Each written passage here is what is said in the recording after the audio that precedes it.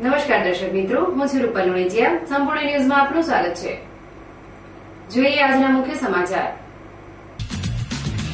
પાલનપુરમાં કેમિકલથી કેળા પકવવાનું ચાલે છે ષડયંત્ર. પવિત્ર રમઝાન માસમાં જન આરોગ્ય સાથે ચેડા કરતા વેપારીઓ સામે પગલાં ભરવા ઉઠી માંગ. વરસાદ ખેંચાતા ગ્રામ્ય વિસ્તારોમાં વધી રહ્યા છે ચોરીના બનાવો. ગઢ ગામે ભેંસની ચોરી કરનાર રવેલો શખ્સ ઝડપાયો. પાલનપુરના મારણ દરવાજા વિસ્તારમાં એક મકાનમાં ભભૂકી આગ. આગના બનાવમાં 50,000નો મુદ્દામાલ થયો સ્વાહા. પાલનપુરના ગંજ બજારમાં ઉનાળુ બાજરીની થઈ રહી છે મબલક આવક. કાઠિયાવાડ સહિત આરબ દેશોમાં થાય છે પાલનપુરની બાજરીની નિકાસ. સંપૂર્ણ ન્યૂઝ આપની આંગળીના ટેરવે. ઇન્ટરનેટ ઉપર સંપૂર્ણ ન્યૂઝ જોવા લોગ ઇન કરો www.youtube.com/સંપૂર્ણ ન્યૂઝ. જોઈએ સમાચારો વિગતવાર. પાલનપુરમાં કેટલાક વેપારીઓ જન આરોગ્ય સાથે ચેડા કરવાનું કૃત્ય આચરી રહ્યા છે. આ તક સાધુ વેપારીઓ કાળી કમાણી કરવા માટે ફળફળાદી સાથે ચેડા કરે છે. જેમાં કેરી હોય કે કેળા તેને સમય પહેલા પકાવવા કેમિકલનો ઉપયોગ કરવામાં આવે છે અને કેમિકલથી પકવેલા આ ફ્રૂટને બજારમાં વેચવા મુકાય છે. જો કે તંત્રના દરોડા દરમિયાન અગાઉ વેપારીઓની આ મેલી મુરાદનો પર્દાફાશ થયો છે. તેમ છતાં આ વેપારીઓ હજુ સુધરતા નથી અને તકનો લાભ ઉઠાવવા વિવિધ ફળોને કેમિકલથી પકવી રહ્યા છે. હાલ મુસ્લિમ ધર્મનો પવિત્ર રમઝાન માસ ચાલે છે. આ બંદગીના માસમાં કેળાની માંગ વધતા પાલનપુરના કેટલાક વેપારીઓ કેળા કેમિકલથી પકાવવામાં વ્યસ્ત બન્યા છે. પાલનપુરમાં નગરપાલિકાને અડીને આવેલ આરોગ્યધામ વિસ્તાર, જૂનાગંજ, કોહિનૂર બિલ્ડિંગ જેવા વિસ્તારમાં વેપારીઓના મોટા ગોડાઉનો આવેલા છે. હાલ આ ગોડાઉનોમાં વિપુલ માત્રામાં કેમિકલથી કેળા પકવવામાં આવી રહ્યા છે. જોકે કેમિકલથી પકવેલા કેળા જન આરોગ્ય જોખમાવી શકે છે, જેને લઈ આરોગ્ય તંત્રે આ મામલે જાગૃતતા દાખવવી રહી. કેમ કે અખાદ્ય કેળાનું વેચાણ કરવું તે અપરાધ મનાય છે અને આવો અપરાધ પાલનપુરના કેટલાક વેપારીઓ કરી રહ્યા છે. હાલના પવિત્ર રમઝાન માસમાં કેળાની માંગ વધતા વેપારીઓ માંગને પહોંચી વળવા અધમ કૃત્ય આચરી રહ્યા છે. ત્યારે જન આરોગ્યની સલામતી માટે ફૂડ એન્ડ ડ્રગ્સ તેમજ આરોગ્ય વિભાગ કેળાના ગોડાઉનો ઉપર ઓચિંતો છાપો મારે તો વિપુલ પ્રમાણમાં અખાદ્ય કેળા મળી શકે તેમ છે. પાલનપુર ખાતે ડીસા હાઈવે પર આવેલી સમાજની વાડી ખાતે ઔદિત્ય સહસ્ત્ર 27 બ્રહ્મ સમાજનો તેજસ્વી તારલાઓનો 8મો સન્માન સમારોહ યોજાયો હતો. જેમાં ધોરણ 1 થી 12ના તેજસ્વી છાત્રોને સન્માનિત કરાયા હતા. ઔદિત્ય સહસ્ત્ર 27 બ્રહ્મ સમાજનો તેજસ્વી તારલાઓનો 8મો સન્માન સમારોહ પાલનપુર નગરપાલિકાના ઉપપ્રમુખ અને કાર્યક્રમના દાતા અમૃતભાઈ જોશીના મુખ્ય મહેમાન પદે યોજાયેલા છાત્ર સન્માન સમારોહમાં સમાજના ધોરણ 1 થી 12ના પ્રથમ 3 ક્રમાંકે આવેલા છાત્રોને શિલ્ડ, પ્રશસ્તિપત્ર અને શૈક્ષણિક ઇનામો આપી સન્માનિત કરવામાં આવ્યા હતા. આ પ્રસંગે ઉપસ્થિત સમાજના પ્રમુખ એવં દાતા પ્રેમશંકરભાઈ રાવલ, મંત્રી કાંતિભાઈ રાવલ, દાતા સોમાલાલ એ જોશી જૂના ડીસા, રાજુભાઈ રાવલ પટોસણ અને ઓમ પી જોશી મેસર સહિતના આગેવાનોએ સમાજના વિકાસ માટે શિક્ષણ પર ભાર મૂક્યો હતો. કાર્યક્રમને સફળ બનાવવા માટે યુવા વર્ગના કન્વીનર હરેન્દ્ર જોશી અને સહકન્વીનર જીગર જોશી સહિતની ટીમે અપાર જહેમત ઉઠાવી હતી. આ કાર્યક્રમમાં સમાજના હોદ્દેદારો, દાતાઓ સહિત સમાજના જ્ઞાતિબંધુઓ હાજર રહ્યા હતા. ભાભર તાલુકાના અસાણા ગામે માથાભારે તત્વોના કારણે બંધ થયેલ સસ્તા અનાજની દુકાનને ચાલુ કરાવવા માટે ગ્રામજનોએ કલેક્ટરને રજૂઆત કરી છે. અસાણા ગામે માથાભારે તત્વોના રંજાડના કારણે ગામમાં આવેલી સસ્તા અનાજની દુકાન છેલ્લા કેટલાય સમયથી બંધ છે, જેને લઈ ગરીબ પરિવારોની હાલત કફોડી બનવા પામી છે. સરકાર દ્વારા ગરીબ પરિવારોને સસ્તા દરે પુરવઠો આપવામાં આવે છે, પરંતુ અસાણા ગામે ગરીબોનો પુરવઠો પૂરો પાડતી સસ્તા અનાજની દુકાન બંધ હોય ગ્રામજનોને પુરવઠાને લઈ ભારે મુશ્કેલીઓ ભોગવવી પડે છે.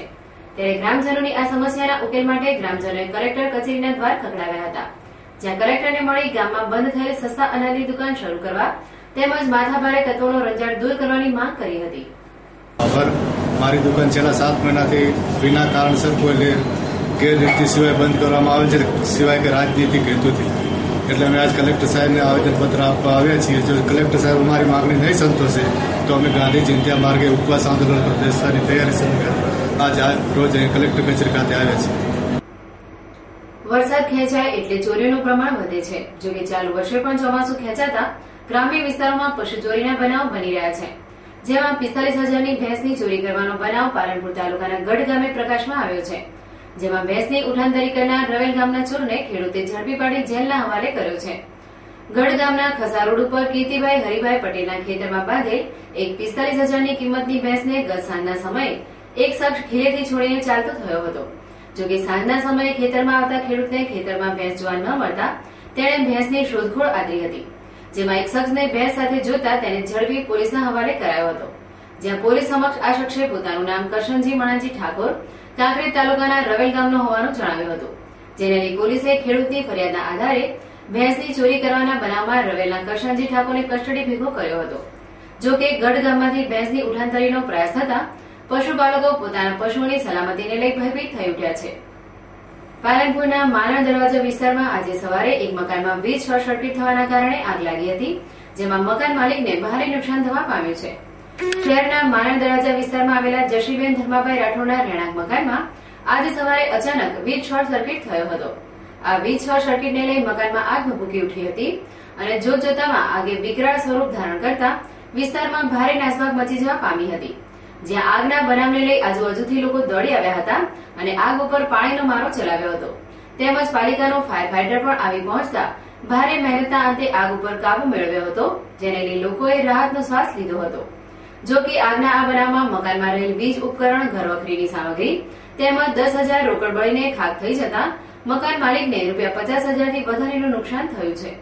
ફ્રીજ બળી ગઈ, પછી પીપળો બધો બળી ગયો, પંખો બળી ગયો, પછી પતરો બળી ગયો, 10,000 બળી ગયા, ગોદડો બધો સાફ થઈ ગયો, બધું કોઈ રહ્યું નહીં, કશું રહ્યું નહીં, અંદર ઘરના અંદર કશું નહીં।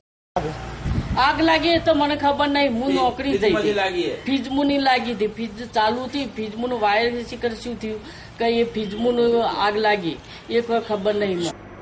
પાલનપુરના ગેરેજ ધારકોમાં કલેક્ટરના જાહેરનામાને લઈ ભારે વિરોધ ઉઠ્યો છે, જેમાં પોલીસ દ્વારા કરાતી કનડગત મામલે ગત રોજ ગેરેજના માલિકોએ કલેક્ટરને આવેદનપત્ર પાઠવી ન્યાયની માંગ કરી હતી, તેમજ ન્યાય નહીં મળે તો ગાંધી ચિંધ્યા માર્ગે આંદોલન છેડવાની ચીમકી ઉચ્ચારી હતી। જોકે ગેરેજ માલિકોના આંદોલનના આજે બીજા દિવસે ગેરેજ માલિકો પોતાના ધંધા રોજગાર બંધ પાડી હડતાળ ઉપર ઉતર્યા હતા અને હવે હાઈવેની એક ગેરેજ ઉપર બેઠક યોજી હતી, જેમાં કલેક્ટરના જાહેરનામાના મામલે પોલીસ દ્વારા કરાતી કનડગત સામે લડત આપવાની રણનીતિ ઘડી હતી। જોકે ગેરેજ માલિકોએ જાહેરનામાથી મુક્તિ નહીં અપાય તો તંત્ર સામે લડી લેવા પણ મિજાજ દર્શાવ્યો હતો। આમ પાલનપુરના ગેરેજ માલિકો આજે સામૂહિક હડતાળ પર ઉતરી જતા વાહન ચાલકોને બંધ ગેરેજોને લઈ ભારે મુશ્કેલીઓ ભોગવવી પડી હતી। પાલનપુર તાલુકાના આંબલિયા ગામે બનાવવામાં આવેલ નવીન દૂધ મંડળીના મકાનનો આજે શુભારંભ સમારોહ યોજવામાં આવ્યો હતો, જેમાં સાંસદ હરિભાઈ ચૌધરીના વરદ હસ્તે આ નવીન દૂધ ડેરીનું વિધિવત ઉદ્ઘાટન કરવામાં આવ્યું હતું। આંબલિયા ગામે દૂધ ઉત્પાદક મંડળી દ્વારા અત્યાધુનિક દૂધ મંડળીનું મકાન બનાવવામાં આવ્યું છે। આ મંડળીનું લોકાર્પણ આજે બનાસ ડેરીના ચેરમેન પરથીભાઈ પટોળના અધ્યક્ષસ્થાને કરવામાં આવ્યું હતું। આ પ્રસંગે પાલનપુર એપીએમસીના ચેરમેન વિરજીભાઈ જુલાલ સહિત સહકારી ક્ષેત્રના આગેવાનો અને ગ્રામજનો વિશાળ સંખ્યામાં ઉપસ્થિત રહ્યા હતા। આ પ્રસંગે આંબલિયા ગામે દૂધ ઉત્પાદકોની સુવિધા માટે અત્યાધુનિક દૂધ મંડળી બનાવવા બદલ મંડળીના ચેરમેન મોગજીભાઈ તેમજ તેમની ટીમને પરથીભાઈ પટોળે અભિનંદન પાઠવ્યા હતા। આજ રોજ બપોરના સમયે લાખણી બસ સ્ટેન્ડ પર આશરે 12 વાગ્યાના સમયે બસ સ્ટેન્ડ પાસે એક બાઇક સવાર જેનું નામ ગવારિયા પ્રકાશ અમોલકભાઈ, જેની ઉંમર આશરે 22 વર્ષ હશે, તે GJ8M 304 નંબરનું બાઇક લઈને લાખણી બસ સ્ટેન્ડથી માર્કેટ જવા નીકળેલ।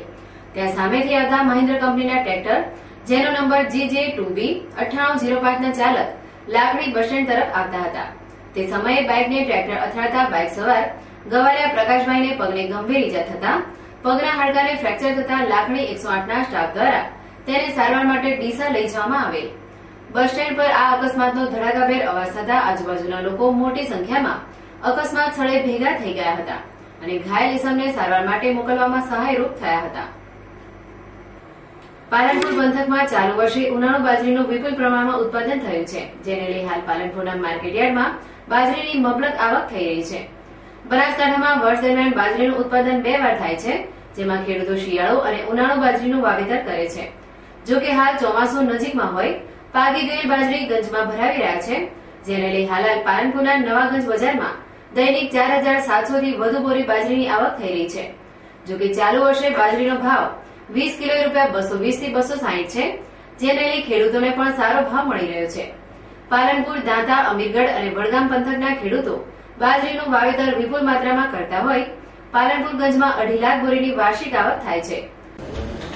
અત્યારે માર્કેટયાર્ડમાં પાલનપુરના માર્કેટયાર્ડમાં બાજરીની સારી એવી આવક થઈ રહી છે અને આ મહિનામાં જે ઉનાળુ બાજી આવે એની સરેરાશ લગભગ 1.25 લાખ બોરીની આવક દર વર્ષે થાય છે અને એનો ભાવ ક્વિન્ટલના 1300 આસપાસના ભાવો પડે છે. બાજરી બીજી ચોમાસામાં પણ બને છે, એવું ઉત્પાદન થાય છે અને એ ઉનાળો અને ચોમાસાને કુલ મળી અને વાર્ષિક 2.5 લાખ બોરીનું ઉત્પાદન થાય છે અને એનું અહીંયા માર્કેટમાં વેચાણ થાય છે.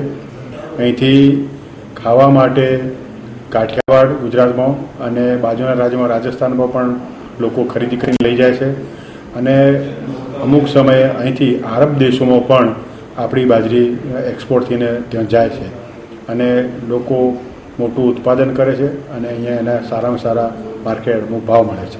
પાલનપુર ગંજમાં આવતી બાજરી અને તેમાં નિકાસ અંગે ગંજ બજારના ચેરમેન વીરજીભાઈ જોડાલે સંપૂર્ણ ન્યૂઝની મુલાકાતમાં જણાવ્યું હતું કે પાલનપુર ગંજમાં ઉનાળુ તેમજ ચોમાસુ બાજરીની આવક થાય છે. હાલમાં ઉનાળુ બાજરીની આવક થવા લાગી છે. ગંજમાં આવતી બાજરી કાઠિયાવાડમાં ખાવા માટે વપરાય છે તેમજ આ બાજરીની આરબ દેશોમાં પણ નિકાસ કરાય છે. આમ પાલનપુર પંથકની બાજરી કાઠિયાવાડ તેમજ આરબ દેશોમાં સુવાસ પ્રસરાવી રહી છે.